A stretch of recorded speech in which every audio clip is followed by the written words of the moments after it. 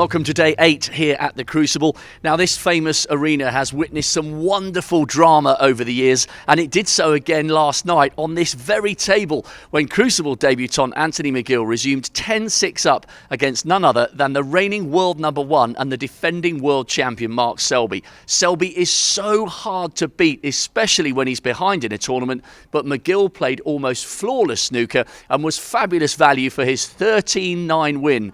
And after booking his place in a first ever Crucible quarter-final, well, he was typically McGill, modest and humble. This guy is generating huge interest in snooker, and you have to love his approach to the game. He is quite simply a breath of fresh air, and he was so again after the match. Well, here he is, absolutely without any shadow of a doubt, the man of the moment and producing the biggest story we've had so far at this year's championship. Anthony, you've beaten one of the great all-time match players and the defending world champion.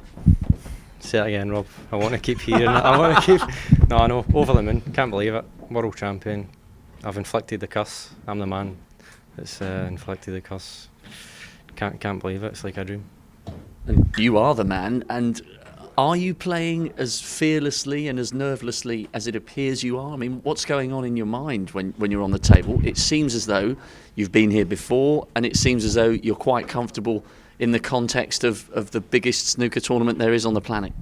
No, I feel quite calm. I get nervous a couple of times during that match there. I think it was it 6-4 in the afternoon session. I got pretty nervous, but for the most part I'm pretty calm. I really enjoy it out there. It's a great place to play snooker. And it's just a privilege, really, especially to play a world champion at the World Championship. It's just an honour.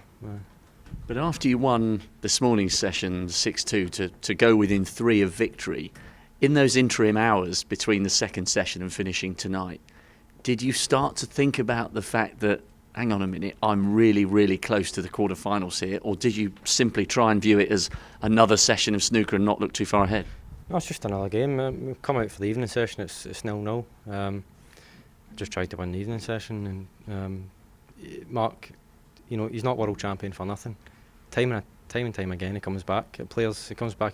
You know, who are much better than me, and so I knew that it wasn't over. Even when it went sort of 12-7, I thought this guy's not out of this. So I just tried to try my best, just stay determined, and until I got over the line, because so I went 12-8, 12-9, and I was like, man, I think this guy's going to get me here. I was just to make a break in the last over the moon. Well, there's no doubt Anthony McGill was the man of the moment last night, and whilst he was riding the crest of a wave, we thought we'd put him to the test. It wasn't good enough that he beat Mark Selby, the defending world champion. We wanted to push the Scottish sensation even further by testing him on the Betfred World Micro Snooker table. So we got him to take on the 1-minute challenge, and Ali Carter had a crack as well the night before coming out to face Neil Robertson. Here's how they got on.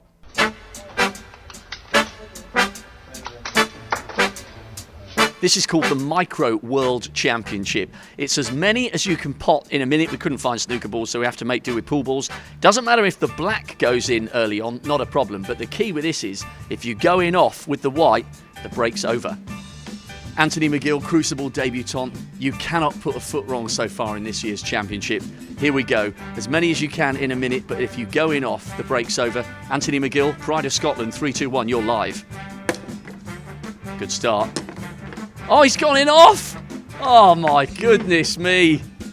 The balls are spilling out underneath. It was a solid start. It's not a star table. We haven't polished the balls for you. Oh my goodness me. Smashed Mark Selby, but you cannot get the better of our micro table. That's the one I want to win. I'm devastated. Ali Carter, multiple ranking event winner, 2-time Crucible finalist, 3-2-1, you're live. Oh, what a break. Oh, this is ridiculous. The captain really wants this. Look, he's concentrating. There's no banter. Oh, he's got the long pot there. Remember, if you go in off, the break's over. Mark Allen has done the lot. 20 seconds. This is good. This is good. He's not quite at half a minute yet. Oh, this is sensational. We could be seeing a new leader here, but remember, if he goes in off, the break's over. He's going long. Oh no, this is very tactical. Yeah, that's in. Let me pop that down. This is good. 40 seconds. 4 left on the table. Oh dear. Never seen him move so quick. 2 more. He could go in the lead here. The pride of Essex. No, I've done it. 1 more, 1 more, 1 more. Double it. Quick. Oh, that's the minute. 1 left. I think he's gone into second place. Well, a proud moment there for the captain. That was a very good effort. I've never seen you move so quickly around the table. Brilliant, I know. I've never seen myself move that quickly around the table. So a slightly better performance from Ali Carter than Anthony McGill, but the young Scot can't be sensational on every single table.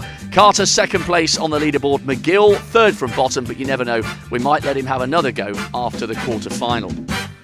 So McGill was the first player into the last 8, but who would be the second? We had the third instalment of drama this morning out here between Ding Junhui and 4-time world champion John Higgins.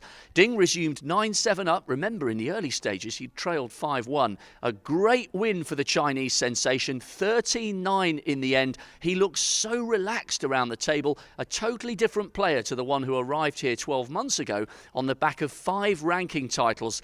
Ding is playing as if he hasn't got a care in the world, and that was certainly how he appeared in the post-match press conference. I just trying something different myself. Looking back, last few years at Crucible, I think I play so too rush, too worry about if not get the chances. So this time I just play myself, just play the ball, what I hit it. Just doing one ball is good, and then concentration hard. We saw you hugging Terry Griffiths when you came off. Was that just a friendship thing, or are you working with Terry now? I mean, if you are, then some of his magic's rubbing off. I know his friendship. He's competent in my match, so he look, and then after says, play well. Then. So Ding Junhui's new cool, calm approach clearly reaping dividends here in the early stages of the Crucible campaign. So halfway through the middle of Saturday, we had a Chinese player into the quarter-finals and a Scot. Next to join them was a very proud Englishman. Stuart Bingham has come of age in the last 4 seasons, especially after winning the Aussie Open in 2011. He plays now as if he has the belief that he belongs in the higher echelons of the sport.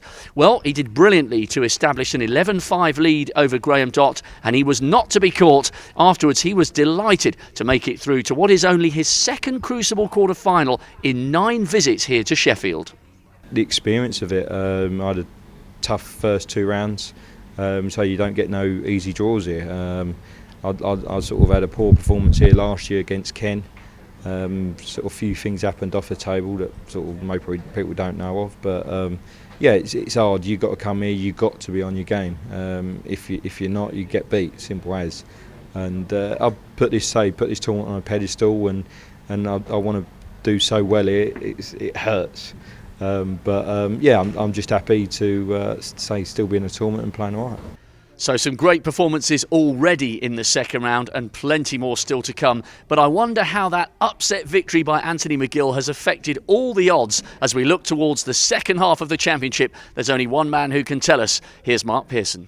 It's day 8 here at the Crucible of the Betfred World Snooker Championship, and I always love the middle Saturday of a tournament because we get some proper punters here in our betting shop at the Crucible. Today we have said farewell to AP McCoy, an absolute legend. 20 times he's been champion jockey, providing me personally with some of my favourite moments in racing. Synchronised winning the Betfred Cheltenham Gold Cup in 2012 with Chitta Lyman in 2009. How did McCoy get that over the line? So it's farewell to AP McCoy. I'm afraid he didn't have a winner today. In his last race, box office, only finished 3rd, but that's what McCoy is, box office. And talking about box office, Ronnie the Rocket O'Sullivan is a 2-1 favourite to win the Betfred World Snooker Championship. But your biggest mover is Anthony McGill. So impressive against Mark Selby. He's into the quarter-finals. He was 150-1 at the start of the tournament. Before the qualifiers, a couple of shrewdies got 200-1. But Anthony McGill, he'll play Sean Murphy or Joe Perry, is now 16-1. Wouldn't it be a story if Anthony McGill did it here at the Crucible as a qualifier.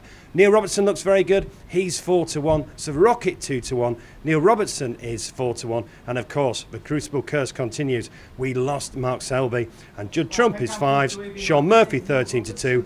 Ding Junhui 8-1. But the biggest mover, Anthony McGill, now 16-1. Can he do it? Some punters think so. And some punters are on a massive 200-1. Hope it's you. Great stuff there from Mark Pearson. We'll be hearing more from him tomorrow. So the final preparations are being put in place here for what we know will be a fantastic Saturday night at the Crucible. We've got Mark Allen to a finish against Barry Hawkins. The Pistol leads 9-7. Remember, the last time they met in the second round here, it went all the way to a 13-12 thriller. And then the other match this evening, the Rocket Ronnie O'Sullivan against the Welsh Dragon Matthew Stevens. And we're not even halfway through the lineup for the quarterfinals. That's it for today. Join us again tomorrow as the battle to become 2015 Betfred World Snooker Champion continues to hot up.